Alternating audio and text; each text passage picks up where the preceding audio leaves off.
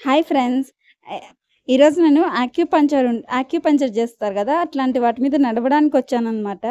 చూడండి ఇక్కడ పార్కులో ఎక్కడ చూసినా గూడా ఇలాంటి సెటప్ అనేది ఉంటది. ఏం లేదండి మనకి ఈ రాళ్ళుంటాయి గదా! కొంచెం నున్నగా డెకరేషన్‌కి యూజ్ చేస్తారు గదా! అట్లాంటి రాళ్ళన్నీ తీసుకునేసి ఫస్ట్ రోలో నా బ్యాక్ సైడ్ ఫస్ట్ నేనెళ్తున్నా గదా! అక్కడ ఉన్న దాంట్లో ఏమో కొంచెం ఈజీగున్న రాళ్ళు అంటే దాని మీద నడిస్తే మనకంత నొప్పి అనిపిచ్చదు. అట్లుంటది.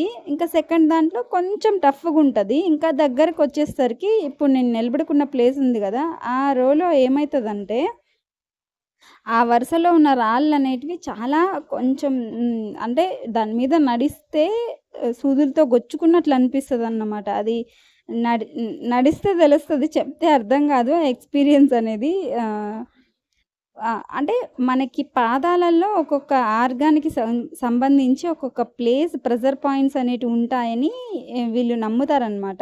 ఆ ప్రెషర్ పాయింట్స్ మీద మనం నడిచినప్పుడు ఆ ప్రెషర్ వల్ల అక్కడున్న ఆర్గాన్స్ అనేటివి దానికి సంబంధించిన నర్వ్స్ అనేటివి స్టిమ్యులేట్ అయ్యి ఆర్గాన్స్ పనిజేస్తాయి అనే ఒక థియరీని వీళ్ళు నమ్ముతారు.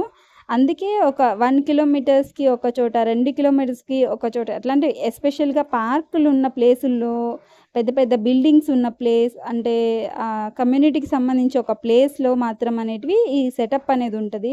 దీని మీద నడుస్తున్నప్పుడు నా ఎక్స్‌ప్రెషన్ జూడాలే. అంటే ఎక్కువ గుచ్చుకుంటున్నాయన్నమాట అవి.